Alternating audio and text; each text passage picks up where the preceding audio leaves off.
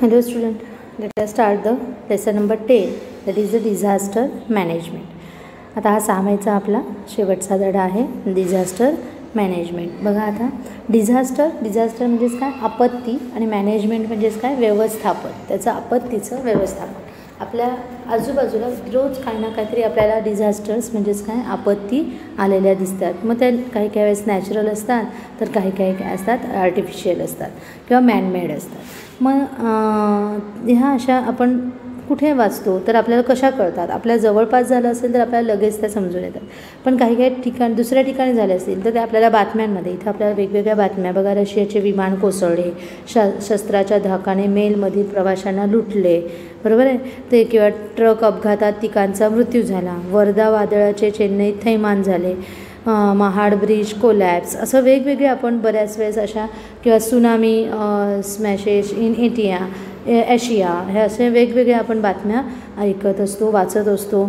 बातम्या ह्याच्यामध्ये टी व्हीमध्ये ऐकत असतो, कुठे इतरांकडून ऐकत असतो. मग ह्या सगळ्या काही काही वेळेस आपल्या समोर झाल्या की आपल्याला त्याचं गांभीर्य हे लक्षात येतं, पण काही काही वेळेस आपल्या समोर होत नाहीत. आपल्याला त्याचं तेव्हा गांभीर्य समजण्याचं माध्यम म्हणजे हे न्यूजपेपर किंवा न्यूज चॅनल जे आहे त्याच्यामधून आपल्याला कळून येतं.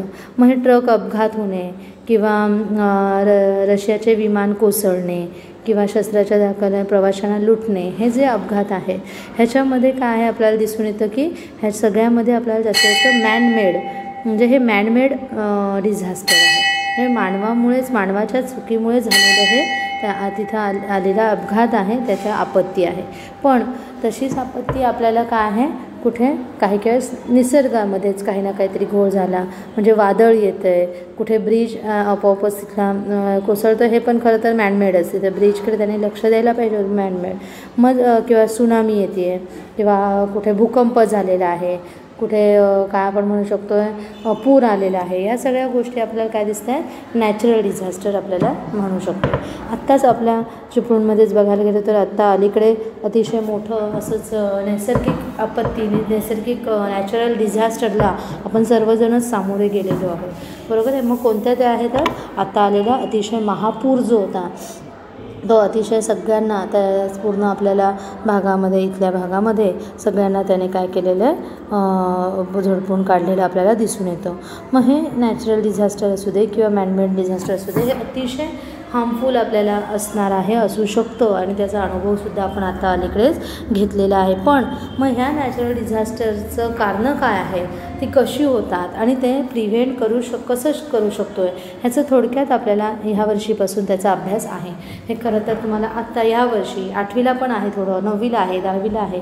ह्याच लेसनच्या माध्यमातून तुम्हाला ह्या वेगवेगळे डिझास्टर कोणकोणते, काही डिझास्टर आत्ता दिले आहेत, काही पुढच्या वर्षी असतील, त्याच्यामधून आपण कसं प्रिव्हेन्शन करायचं आहे ह्याबद्दल आपल्याला माहिती दिलेली आहे. आपण एक एक करून बघूया. बघा, it is possible to prevent the loss of life cause by the lightning. खरं तर एखादी वीज कडाडली असेल तर त्याच्यामधून आपल्याला आपली विजेचा शॉक बसला तर त्याच्यातून लाईफ आपल्याला त्या मनुष्याला वाचवू शकतो का आपण, तर अगदी 90-95% तरी आपण त्याचं उत्तर आत्ता तरी काय म्हणू शकतो, नाही म्हणून.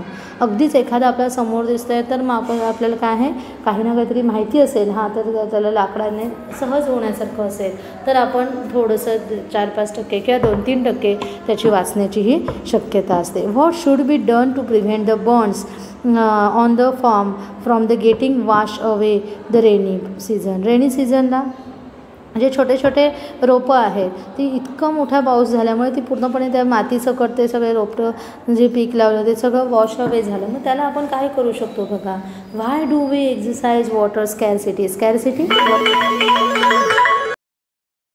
तर व्हाय डू वी एक्सपिरियन्स वॉटर स्कॅरसिटी म्हणजेच काय, तर पाण्याचा दुष्काळ.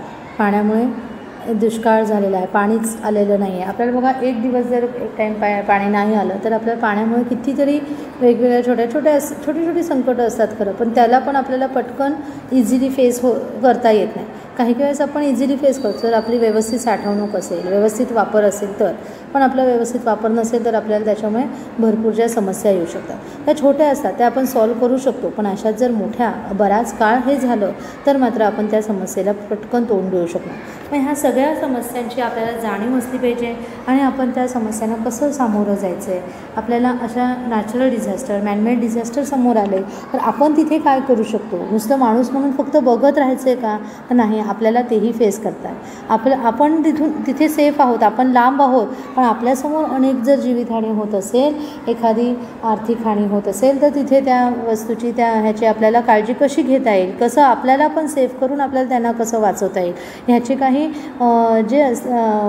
काही ज्या क्लुप्त्या असतात, जे ट्रिक्स असतात, त्याच्या मागचं जे काही सायन्स आहे ते आपल्याला शिकायचं आहे. बघा आता, we have studied 2 types of the disaster, namely the manmade disaster and the natural disaster, into which categories do the disasters shown in the new atoms above. म्हणजे खरं तर आपण 2 टाईपचे बघतो, नॅचरल आणि मॅनमेड, की ज्याच्यामध्ये आपल्याला कॅटेगरीज दिसून येतात. बघा, we can prevent the certain disasters while it is the necessary to take the precautions in the case of some other disaster. आपण प्रिव्हेंट करतो, काही सर्टन डिझास्टरला प्रिव्हेंट वाचवू शकतो, आपल्याला स्वतःला पण इतरांना पण.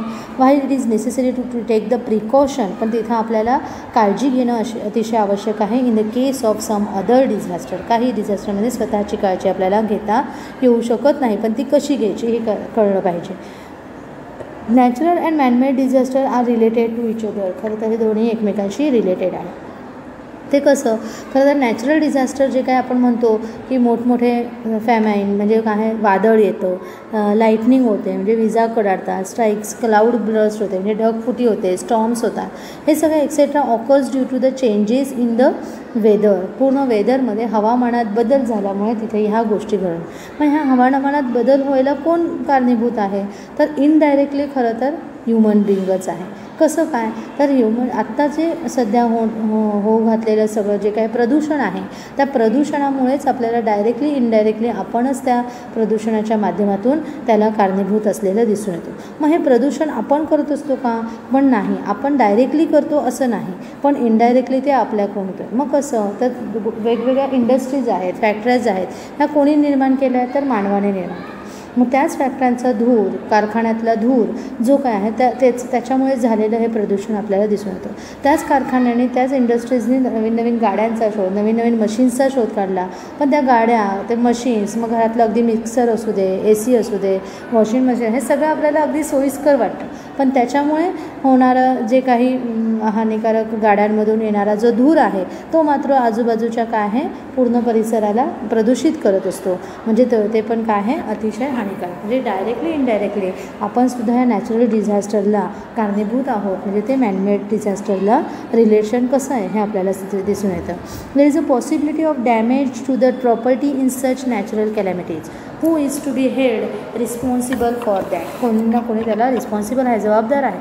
What can we do to deal with this resources? आपण काय करू शकतो, ह्याच्यासाठी आपण काय करू शकतो हे आपल्याला ठरवलं पाहिजे, समजलं पाहिजे. काही वेळेस आपल्याला माहिती असतं, पण आपल्याला तिथून त्यांना कसं वाचवायचं हे नंतर करून उपयोग आहे का? नंतर समजा आपण कुठेतरी म्हणतो की असं केलं असतं तर ठीक होतं. So famine is the condition that arises due to the long term and severe scarcity of the food grains and water is called as the famine. मग आता फॅमाईन हे एक असं नॅचरल डिझास्टर आहे की ज्याच्यामध्ये लॉंग टर्मसाठी किंवा लॉंग टर्म म्हणजे बऱ्याच काळासाठी स्कॅरसिटी म्हणजे दुष्काळ पडतो. मग इथं अगदी खाण्यापिण्याचं अन्नधान्यसुद्धा आहे आणि पाण्याचंसुद्धा. काही ठिकाणी फक्त पाणी असंही असतं, तर काही ठिकाणी दोन्ही गोष्टींचा काय आहे, बऱ्याच काळासाठी दुष्काळ पडलेलं असेल तर तिथं आपण फॅमाईन असं. फॅमाईन्स कॅन बी व्हेरी सेव्हिअर. फॅमाईन्स कसे असतात? अतिशय व्हेरी सेव्हिअर म्हणजे सिव्हिअर असतात, खूप अतिशय भयानक रूप त्या गावाचं, त्या भागाचं आपल्याला झालेलं दिसून येतो. Although the main cause of the famine is natural phenomena. खरं तर मेन कॉज जर बघायला गेलं तर ते नॅचरल फिनॉमिना आहे एक प्रकारचं. Yet a famine condition is created by some human activities besides the some natural events. पण त्या नॅचरल इव्हेंट्समध्ये ती नॅचरल इव्हेंट, ती नॅचरल कंडिशन जे काही आजूबाजूचं झालेलं क्लायमेट आहे ते होण्यासाठी सुद्धा काही काही वेळेस डायरेक्टली इनडायरेक्टली ह्युमन ॲक्टिव्हिटीज तिथे आपल्याला काय आहे कारणीभूत असलेल्या दिसून येतात. आता पुढचं आहे थिंक बघा काय म्हटलं, what would happen if no food were grown during one whole day. एका दिवसात काहीही फूड काही उत्पन्न झालेलं नाही आहे. तर मग अशा वेळेस ह्याचे कॉजेस जर नुसता विचार जरी केला तरी आपल्याला बघा, एक दिवस समजा घरात जेवण नसेल बनवलं तर मग आपल्याला जेवायला मिळालं नाही तर आपली काय जी कंडिशन होते, तसं एखाद्या गावात, एखाद्या भागात, एखाद्या जिल्ह्यामध्ये जर तसं घडून आलं तर कितीतरी उपासमारी तिथे होईल आणि त्याच्यामुळे वेगवेगळे धोके आपल्यासमोर झालेल्या घटना ह्या दिसून येतील. मग अगदी लहान मुलापासून मोठ्या माणसांपर्यंत त्याचे भरपूर त्यांना हाल त्याच्यातले काढताना आपल्याला दिसून येतील. मग ह्याचे कॉजेस काय, drought, heavy rains and the flood, crops getting wash away or damage in the food, environmental changes such as the temperature change, storms, cold waves or the fog, damage of the crops by animals like the mice and rats, attacks of the pest, locust or the diseases of the crops, natural calamities like the earthquake etcetera are some of the causes of the famine. म्हणजे famine दुष्काळ पडण्यासाठी हे सगळी कारणे तिथं त्या गावामध्ये आधी घडलेली असू शकतात आणि त्याच्यामुळे तिथं आता दुष्काळ पडलेला आहे. मग एखादं मोठं वादळ येणे, मोठ्या प्रमाणात पाऊस पडणे, पूर येणे आणि त्याच्यामुळे सगळे क्रॉप्स जे आहे ते गेटिंग वॉश अवे, पूर्णपणे जेवढं काही पीक होतं ते पूर्णपणे वाहून गेलं होतं ते. आणि नंतरची मात्र जमीन भरपूर वेळ पाणी तिथं साठा राहिल्यामुळे त्याचा जो सुपीकता होती, त्याची जी फर्टिलिटी होती तीसुद्धा काय झाली, नाहीशी होऊन गेल्यामुळे नंतर आता तिथं काही पटकन पीक येणं शक्य नाही, डॅमेज होऊन गेलेली आहे. एन्व्हायरमेंटल चेंज झालं, तिथं टेम्परेचर चेंज होत झालं आहे, काहीतरी अतिशय मध्येच तापमान खूप मोठ्या प्रमाणात वाढलेलं दिसून येतं आहे. तर कुठे मोठ्या प्रमाणात वादळ आलेलं आहे, थंड हवेचे वारे किंवा धुकं वगैरे असे काही वेगवेगळे, पण हे सगळं अतिप्रमाणात होतं. त्यावेळेस आपल्याला हे असे मोठे मोठे त्याचे कॅलॅमिटीज झालेले दिसून येतात. Of this drought is the main cause. त्यातल्या त्यात ड्रॉट हे सर्वात काय आहे ह्याच्यामधलं सर्वात महत्त्वाचं कारण आहे. Manmade causes of the famine include the war, internal unrest, absence of the transport routes and the uncontrolled population growth. त्याचप्रमाणे मॅनमेड कॉजेस काय होतील तर फॅमाईनमध्ये मॅनमेड कसा कारणीभूत असेल तर काही कुठे युद्ध झालं आहे, युद्धामध्ये सुद्धा युद्ध करणारे जे गट असतात त्यांच्या जे ज्या ठिकाणी करत असतात त्यामुळे त्या ठिकाणचं पूर्णपणे आपल्याला झालेलं नुकसान हे दिसून येतं. त्याच्यामुळे झालेलं नंतर ओढवलेली ही परिस्थिती आपल्यासमोर येते. इंटरनल अनरेस्ट आहे, अब्सेन्स ऑफ ट्रान्सपोर्ट रूट, कुठेही ट्रान्सपोर्ट करण्यासाठी रूट कुठला एखादा प्रॉपर वे नसतो. अनकंट्रोल पॉप्युलेशन ग्रोथ असते आणि तिथली पॉप्युलेशन ग्रोथ मात्र झपाट्याने वाढत असताना आपल्याला दिसून येते. पॉप्युलेशन म्हणजे माणसाची संख्या ही वाढताना दिसून येते. इन द पास्ट जर आपण थोडंसं पास्टला बघितलं, famines are not a new phenomenon. जुन्या काळातसुद्धा फॅमाईन्स हे होतंच. The problem of the drinking water, food and the fodder for the animals date back to the historic times. Chhatrapati Shivaji Maharaj and Chhatrapati Shahu Maharaj implemented many schemes to overcome the famine of their time. त्यांच्या वेळेससुद्धा काही ठिकाणी अशी उपासमार होत असेल तर तिथं काही स्कीम तिथं पाहण्याने ते स्वतःच्या इथून अन्नधान्य घेऊन जायचे आणि दररोज तिथं त्यांना अन्न कसं मिळेल ह्याचं त्यावेळेस त्यांनी काही स्कीम तिथे तयार केल्या होत्या.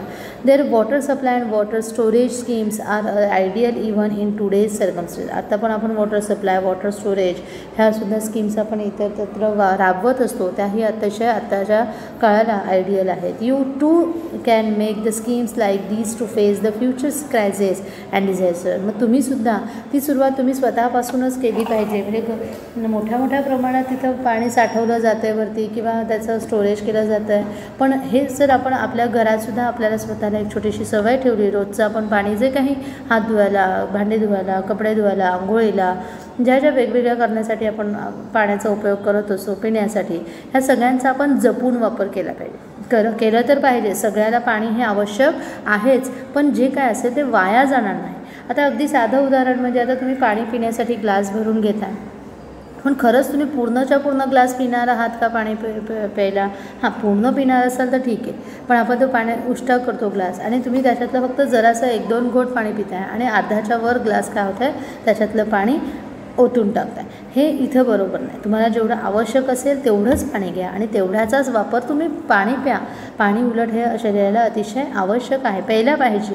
पण तुम्ही काय आहे, जर तुम्हाला तेव्हा जेवढी तहान असेल, पुन्हा पाहिजे तर हां आधी थोडंसं घेतलं आहे अर्धा ग्लास भरून, पुन्हा तहान नाही गेले, पुन्हा मी थोडंसं पाणी घेतलं आहे, असं तुम्ही करू शकता. पण अर्धा ग्लास पूर्ण ग्लास भरून घेतला आहे आणि पितो आहे पण मात्र अर्धाच ग्लास आणि अर्धा ग्लास फेकून देतो आहे, असं करू नको. ह्याच्यामुळे पाण्याची नासाडी झालेली आपल्याला दिसून येते. बघा, there are the records of the loss of life cause by the severe famines in various parts of the world. ते जर बघायला गेलो असे त्याच्यामुळे खूप मोठ्या प्रमाणात लाईफचा लॉस झालेला आपल्याला दिसून येते. Asia has turn out to be most famine affected continent of the world. पूर्ण कॉन्टिनेंटला, त्या एखाद्या भागाला, तिथल्या भूभागाला त्याचा मोठ्या प्रमाणात अफेक्शन झालेलं आहे, परिणाम झालेला आहे. A majority of the famines occurred in the drought-prone and the flood-affected regions. Among the most dreadful famines that have occurred in the world are the famines that affected India and China. China आणि इंडियामध्ये पण आपल्याला असं मोठ्या प्रमाणात फॅमाईन घडून आलेलं दिसून येते. Are we responsible for famine? आपण आहोत का रिस्पॉन्सिबल? तर बघा, water storage is increasing as a balance between the rainfall and population is disturb. Water storage हे इंक्रीज आहे as the balance between rainfall and population is disturb. Rainfall and population हे disturb झालं तर water storage आपल्याला increase केला पाहिजे, जास्तीत जास्त साठवणूक केली पाहिजे. Though there has been a very high rise in production of the food grains as a result of the green revolution, the balance of the environment has been lost due to the use of chemical fertilizers, pesticides and weedicides. Though there has been a very high rise in production of food grains, जरी आपल्याला green revolution म्हणजे सगळीकडे जे हिरवळ आहे, revolution म्हणजे उत्क्रांती घडून येताना दिसते आहे, समजा घडून येते काही ठिकाणी, आपण झाडं लावतो आहे, शेतकरी काय आहे भरपूर मोठ्या प्रमाणात पीक घेत आहेत. ते पीक घेत आहेत ही चांगली गोष्ट आहे, पण ते पीक कशा प्रकारे घेतात? जर ते त्यांच्या पिकाच्या म्हणजे जागेमध्ये, त्या शेतामध्ये जर जास्तीत जास्त केमिकल फर्टिलायझर, पेस्टिसाइड्स आणि विडीसाइड्स यूज करून जर पीक घेत असेल तर ते आपल्याला मात्र काय होणार आहे, व्हेरी व्हेरी डेंजरस, आपल्याला हानिकारक होऊ शकतं. लक्षात येतं? त्याच्यामुळे पूर्णपणे एन्व्हायरमेंटल बॅलन्स हा कोलॅप्स होऊ शकतो. म्हणून तिथे आपल्याला नॅचरल फर्टिलायझर वापरले पाहिजे. पेस्टिसाइड्स, विडीसाइड्स ह्याचा पण खूप कमीत कमी कसा वापर होईल हे आपलं तिथे काय हे पाहिलं पाहिजे. Unlimited lifting of the water, erosion of the land and misuse of water. Misuse वॉटरचा करता कामा नये. चुकीचा म्हणजे उगीचंच पाणी ओतत राहणे, कुठेतरी फेकून देणे, हे मिसयूज झालं. अनलिमिटेड लिफ्टिंग ऑफ वॉटर, वॉटरसुद्धा खूप मोठ्या प्रमाणात काय वाहू देणे, म्हणजे नळ चालूच राहिलेला आहे आणि पाणी वाया जातं आहे. जेव्हा तुम्हाला आवश्यक आहे तेव्हा तुम्ही नळ चालू करा, नसेल तेव्हा तो बंद करा. आवश्यक आणि असेल एखादा पाण्याचा प्रॉब्लेम झाला असेल, एका नळाचा टिपटिप टिपटिप गळत राहत तर तो लगेच दुरुस्त करून घ्या. वॉलचा प्रॉब्लेम असेल तो लगेच तिथे काय करा, दुरुस्त करा. इरोजन ऑफ द लँडवरनं काय पाणी सहज वाहून जातं. एखाद्या जमीन आहे, माती आहे तिथे, खरं तर रोड नाही, माती आहे, पण ती माती काय आहे भुसभुशीत नाही आहे, पाणी ओढून घेऊ शकत नाही, त्याच्यावरनं पाणी काय आहे वाहून जाते. म्हणजे याचा अर्थ काय आहे, इरोजन, त्या लँडचं इरोजन होताना आपल्याला दिसून येते, जिथे पाणी धरून ठेवण्याची क्षमता कमी असते. त्याच्या पुढचा आपण नॅचरल डिझास्टर बघतोय, that is the cloud burst. जसं क्लाउड बस्ट फुटतात, ढगफुटी, जे आत्ता आपण अलीकडे बघितलेली आहे, that is the cloud burst. आपल्या पण जो मोठा महापूर आला तो पण एका ठिकाणी काय झालं, आधी ढगफुटी झाली आणि मोठ्या प्रमाणात पाऊस सुरू झाला आणि तिकडे आपल्या ह्याचं पण पाणी थोडंसं सोडलं गेलं, धरणातलं पाणी. ह्या दोन्ही एकत्र गोष्टी झाल्यामुळे आपल्या इथं आलेला आपल्याला पूर दिसून येतो. Sometimes the water coming down from the rain clouds does not reach the land in the form of the rain. Instead due to a very high temperature near the land, it vaporizes and goes back into the same clouds. As a result, the amount of vapor in those clouds become very high, and due to rapid condensation, it rises suddenly over a specific and small region at a rate of 100 mm per hour or more, this is known as the cloudburst. बघा क्लाउडबर्स्टचे जर definition बघायला गेलं तर तुम्हाला काय दिसून येईल, खरं हे ढगफुटी होते कशी, पाऊस पडतोय पण तो कसा, हा एकदम सपाट्याने एवढा मोठ्या प्रमाणात एकदम पाऊस कसा पडतो. तर बघा खरं तर ह्याला कारणीभूत आहे आपल्या पृथ्वी तलावरचं वाढलेलं तापमान.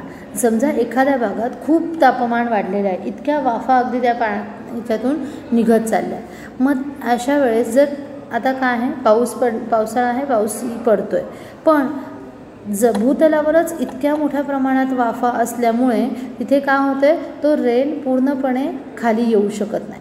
थोड्याशा प्रमाणात तेव्हा तो पडत असतो, तो त्याची पुन्हा वाफ होते, त्या पाण्याची पडण्याच्या आधीच लगेच त्याची वाफ होते आणि काय होतं आहे, तो पुन्हा आकाशात. तिथं गेल्यावर तिथं काय होतं आहे, तिथं भरपूर temperature, due to very high temperature near the land it vaporises and goes back into the same clouds. पुन्हा त्या same as a result the amount of vapour in the clouds becomes very high.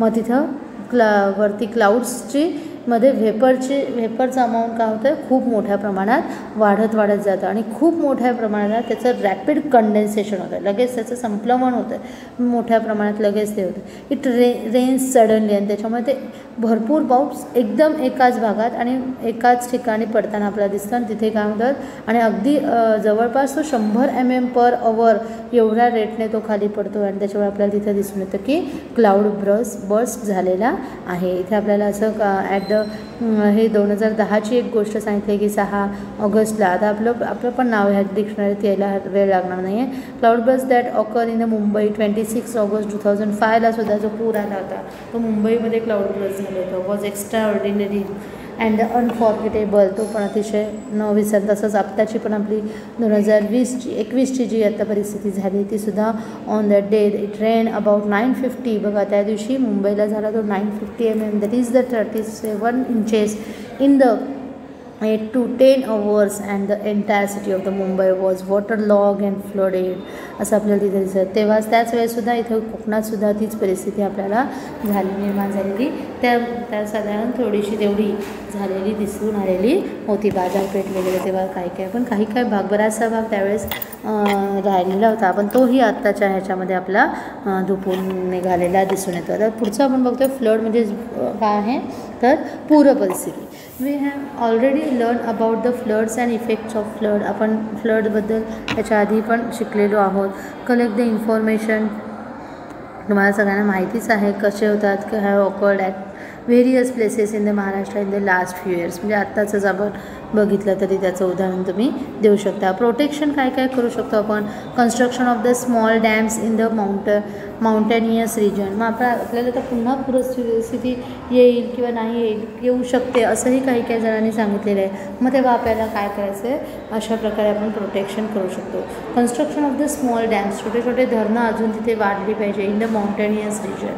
Construction of the percolation tanks तिथे बांधले पाहिजे की जेणेकरून तिथं पाणी साठवणूक होईल. Making the river beds flat, river bed काय करायला पाहिजे, फ्लॅट हे तयार झाले पाहिजे bed. Cultivation of the new forest, नवीन फॉरेस्टचं आपल्याला तिथे कल्टिवेशन करणं आवश्यक आहे. कनेक्टिंग रिव्हर्स ह्या कनेक्ट केल्या पाहिजे एकमेकांना, तेव्हा आपल्याला हे काय फ्लड हे थोडंसं कमी करता, म्हणजे ते पाणी जास्तीचं पुढे वाहत गेलं तर एकाच ठिकाणी जास्त साठून राहणार नाही. पुढची कन्सेप्ट आहे लाईटनिंग, म्हणजेच काय विजा कडाडणे, विजा चमकणे हे जे आहे.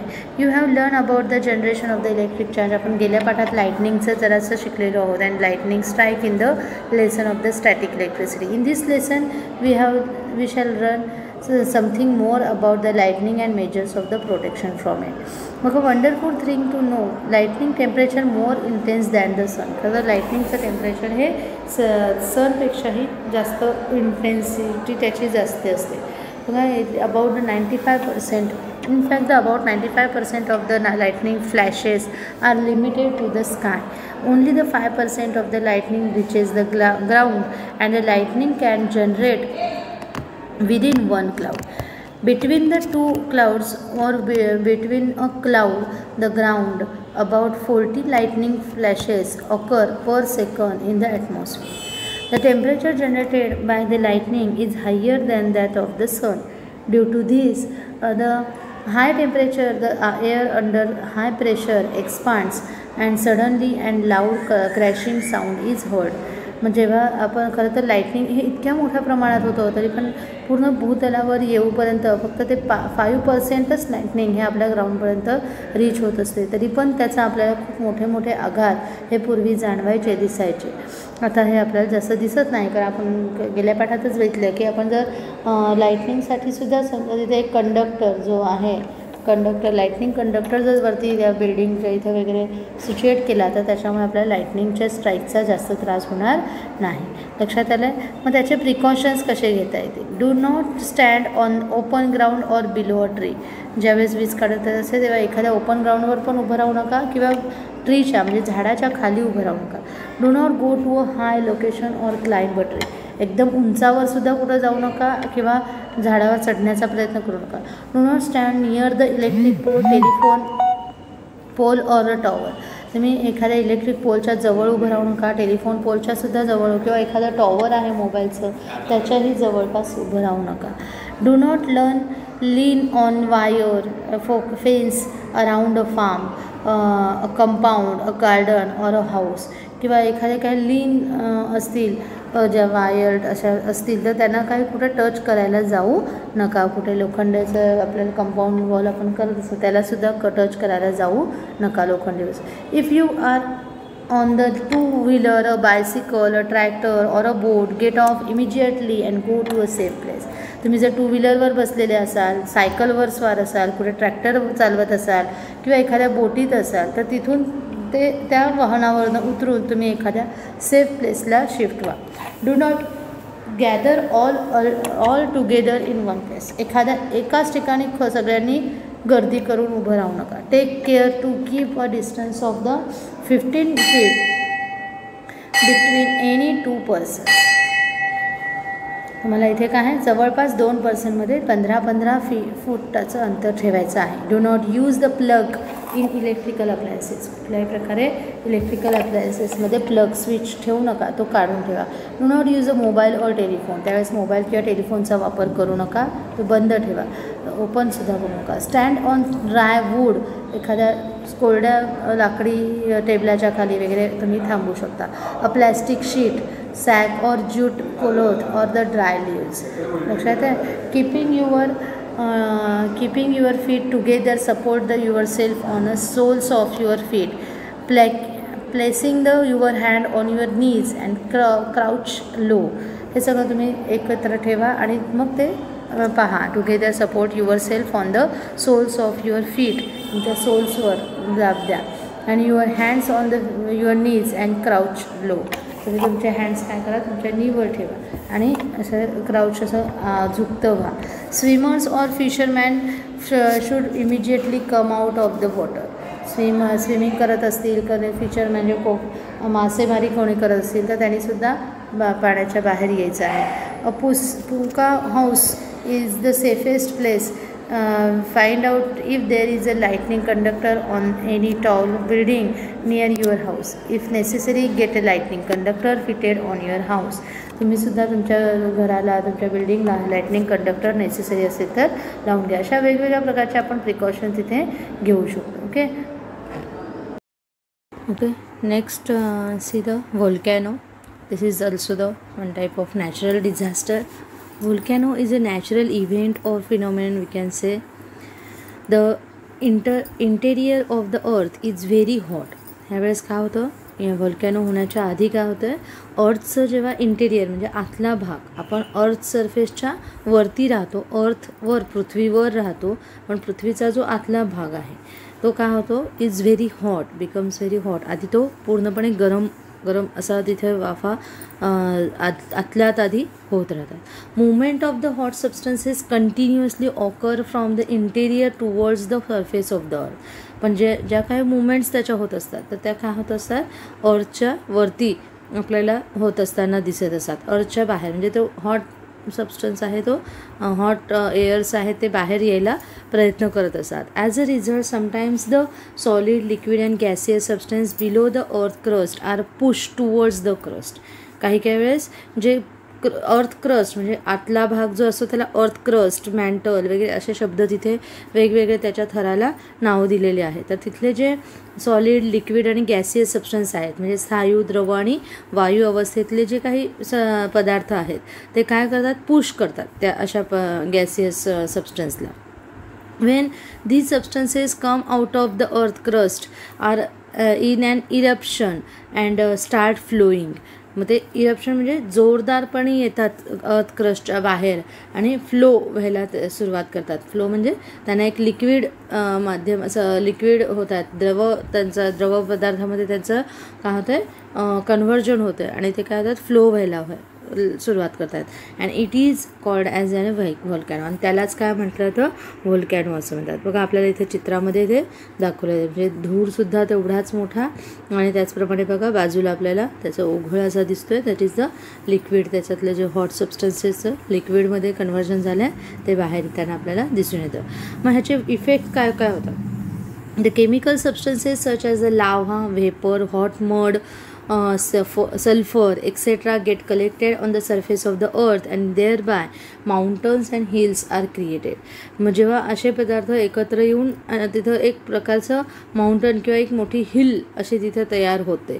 पण तिथं ते हे सगळे सबस्टन्सेस अतिशय हॉट प्रमाणात असतात. त्याच्यामुळे तिथल्या असलेली जी काही हे असणार आहे वनस्पती वगैरे जे काय असणार आजूबाजूला ते पूर्णपणे त्याच्यामुळे नष्ट होताना आपल्याला दिसून येतात. The atmosphere gets polluted. तिथलं आजूबाजूचं ॲटमॉस्फिअर काय आहे, पूर्णपणे पोल्युटेड होतं, कारण त्याच्यामध्ये सल्फर असतं, लावा, वेपर असतं, हे सगळं पोल्युशन होऊन जातं त्याचं due to the ash and the gases ejected by the volcano. जे गॅसेस बाहेर पडतात त्याच्यामुळे. Often it rains as a result of the volcanic eruption.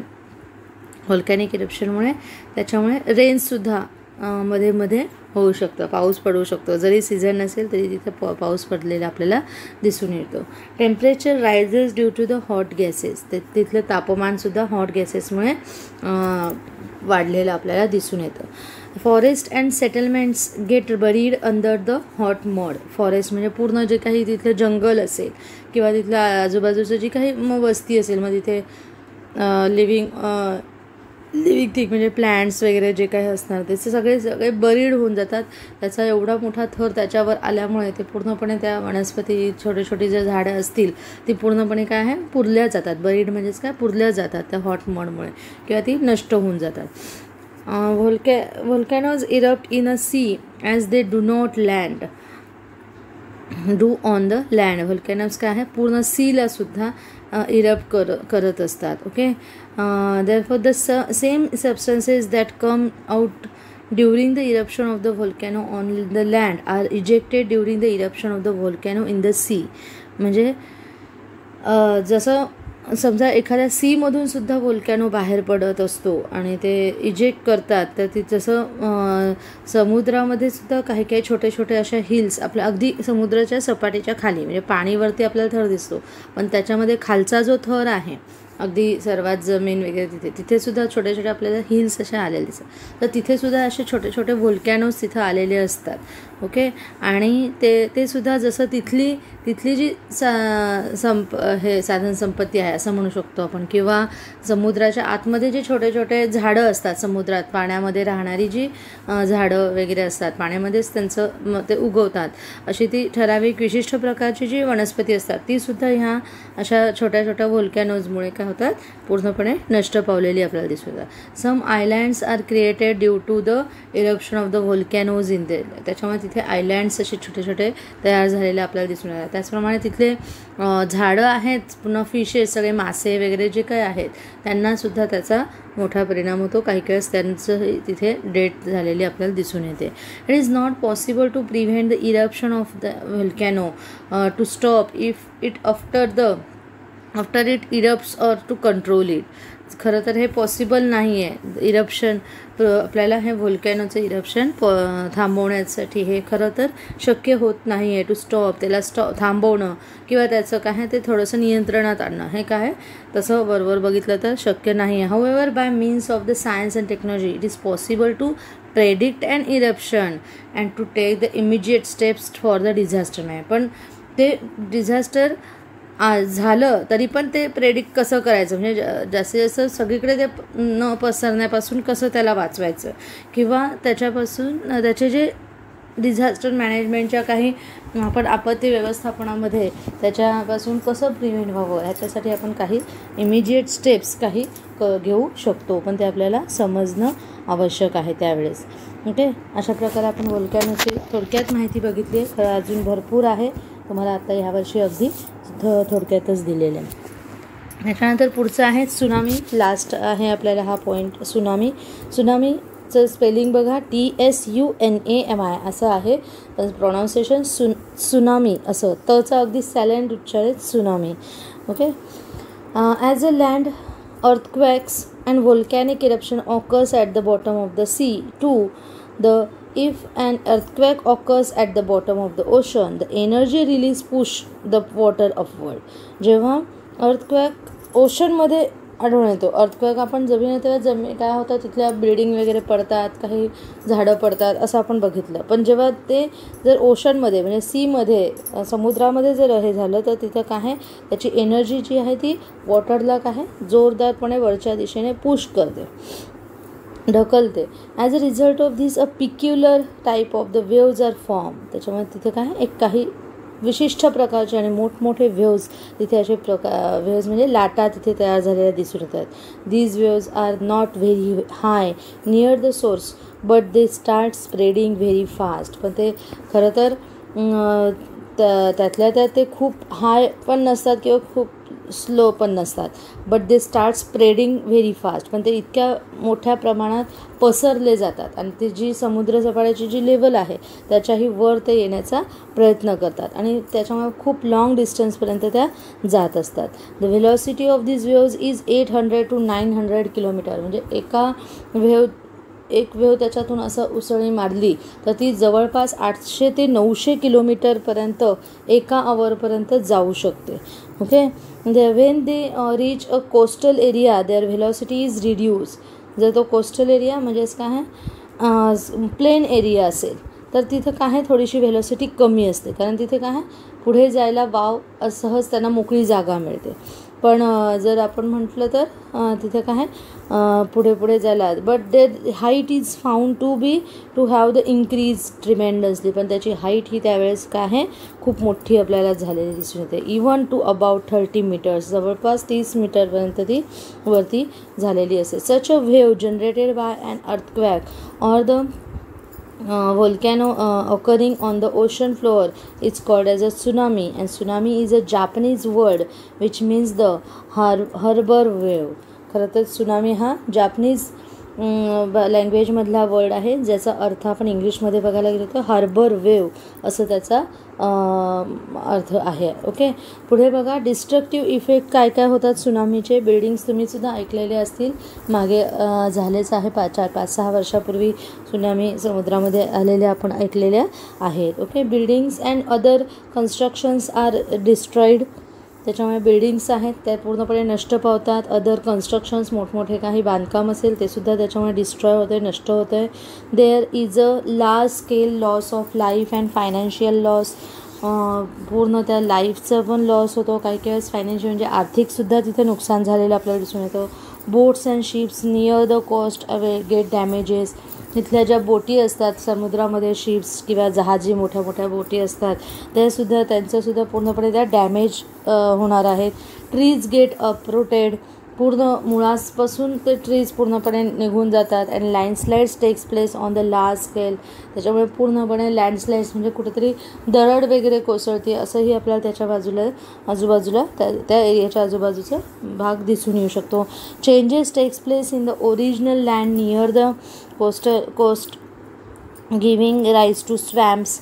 त्याच्यामुळे पूर्णपणे सगळीकडे इतका मोठ्या प्रमाणात हे काय नुकसान झाल्यामुळे पूर्णपणे आपल्याला बदल झालेला त्या तिथल्या क्लायमेटचा वगैरे त्या पूर्णपणे जमिनीचा मध्ये झालेला बदल आपल्याला दिसून येऊ शकते.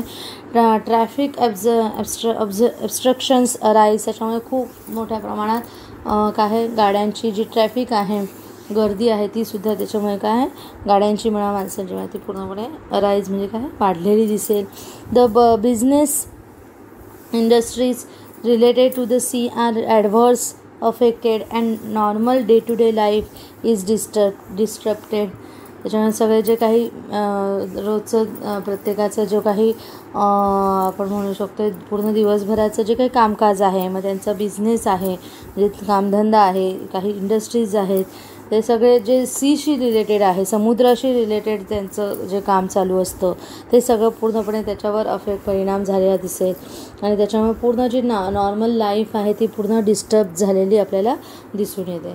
Large scale damage is cause due to the harbours. त्याच्यामुळे ह्या हार्बर वेव्हजमुळे खूप मोठ्या प्रमाणात नुकसान झालेलं आपल्याला दिसून येत आहे. ओके, पुढचं बघा आहे स्टॉर्म्स. हे अगदी शॉर्टमध्ये आपल्याला दिले, जास्त नाही दिलं ह्याच्याबद्दल, कारण स्टॉर्म्सबद्दल आपण आधीही वाचलेलं आहे. बघा, we have already learn about the formation of the storms and the effects. Suppose you are caught in a storm, what will you do to keep your self. बघा, हे दिलेलं आहे आपल्याला इथे. Always regularly cut down the trees. Storms म्हणजे मोठमोठं वादळ येणे आपण म्हणू शकतो. ट्रीज अँड ब्रांचेस जे आहे ते are likely to fall and cause damage. जर आपल्याला त्याच्यापासून स्टॉर्म्स असून त्याला प्रिव्हेंट करायचं असेल तर आपण पूर्ण गावाच्या इथे काही हे बदल आधीच करू शकतो आहे. म्हणजे जसं regularly cut down the trees और ब्रांचेस, म्हणजे आपल्याला मध्ये जर झाडांची म्हणजे रस्त्यालगतची जी झाडं आहेत, वस्तीलगत जी झाडं आहेत, जर ती खूप मोठ्या प्रमाणात वाढली, त्याचे ट्रीज वगैरे ब्रांचेस हे अगदी जास्त वाढले असतील तर ते मध्ये कटिंग करणं आवश्यक आहे. If you are outside take shelter in a safe place. जर तुम्ही बाहेरच्या भागात असाल, कुठे घरापासून लांब असाल, तर तुम्ही जर स्टॉर्म येत असेल तर तुम्ही सेफर प्लेसला आणि चांगलं शेल्टर घेणं आवश्यक आहे, झाडाखाली नव्हे. If you are away from the home, inform your close relatives and friends about your exact location. तुम्ही जर लांब असाल घरापासून जिथे आहे तर तुम्ही थोडीशी माहिती घेण्याचा प्रयत्न करा. तुमचे नातेवाईक, मित्र हे सगळे एक्झॅक्ट लोकेशनला आहेत ना बरोबर. At home shut the valves of the gas regulator and turn off the electric supply. जर तुम्ही घरात असाल आणि स्टॉर्म आलेलं असेल तर तुम्ही काय केलं पाहिजे, गॅस रेग्युलेटर जे आहे, गॅसचं पास होण्याचं जे काही रेग्युलेटर्स आहे ते ऑफ केलं पाहिजे. आणि त्याचप्रमाणे इलेक्ट्रिक सप्लायचे पण सगळे स्विचेस काढून ते सुद्धा बटन्स ऑफ केले पाहिजे. Make telephone calls to warn your relatives and friends about the probable danger. Tell them to go to the safer place. जर तुम्हाला आधी समजत असेल तर तुम्ही इतरांना सांगायचा प्रयत्न करा, तुमच्या रिलेटिव्सला, फ्रेंड्सला, त्याच्यापासून ते कसं संरक्षण करू शकता. तुम्हाला ज्या काही गोष्टी माहिती आहेत त्या त्यांना तुम्ही शेअर करणं आवश्यक आहे. Give temporary shelter to the people who are far away from the homes. त्यांनासुद्धा जर जे काही आपण घरात आहोत पण इतर कोणीतरी बाहेर आलेले आहेत आणि ते त्यांच्या घरापासून लांब आहेत तर त्यांनासुद्धा तात्पुरतं तुमच्या इथं कुठेतरी सेफर प्लेसला तुमच्या घरात राहायला जागा द्या की जेणेकरून त्यांचंही त्याच्यापासून संरक्षण होईल.